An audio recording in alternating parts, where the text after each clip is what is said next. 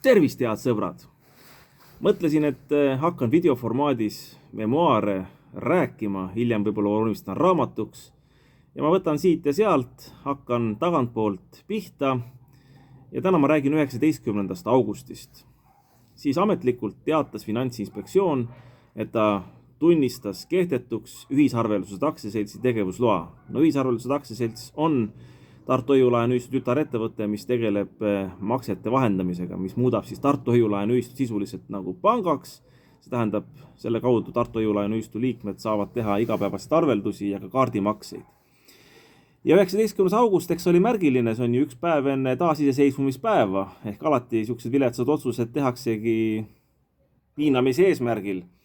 Kas siis reede õhtul kella 4 või siis enne vabariigi aastapäeva või taasiseseisvumispäeva või suurt püha, et sa mitte tegutseda ei saaks. Ja no ütleme, eks ta oli ka isiklikult küllaltki närvesööv ja ühistule suhteliselt rappiv, sellepärast et 19. august, järgmine päev oli taasiseseisvumispäev, nagu ma ütlesin.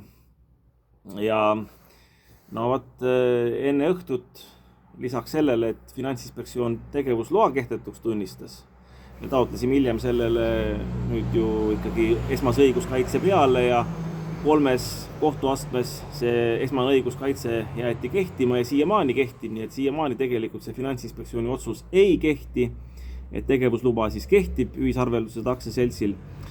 Aga probleem oli selles, et eks meie tehingupartnerid ka ootasid.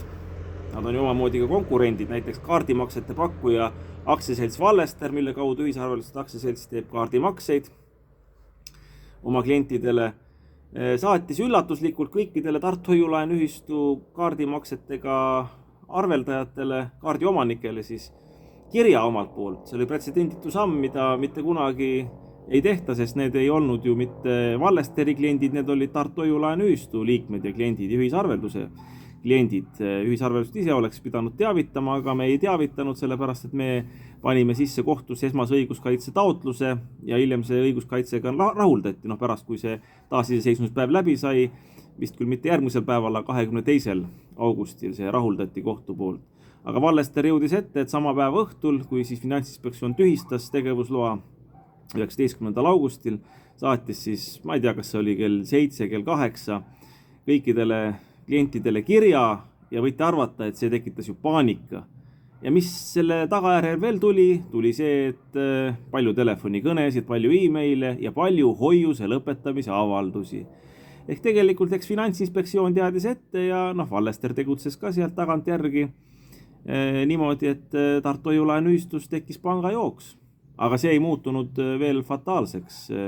Pärast seda taastus kõik, ka need, paljud, kes välja võtsid või tahtsid välja võtta, need loobusid oma taotlustest. Nii et riigil ja meedial ja süvariigil tuli Tartu Hoiu-laenuühistut edasi rappida, et tekitada see olukord, mis tal praegu on.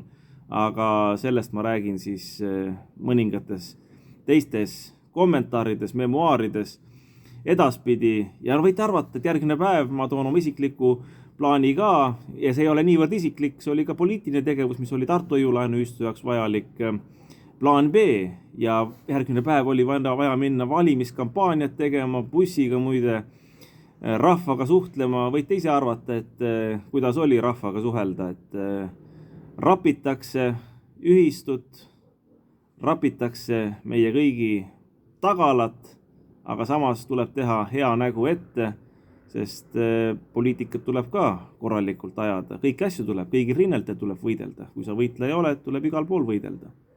Aga järgmiste kordadeni, head sõbrad!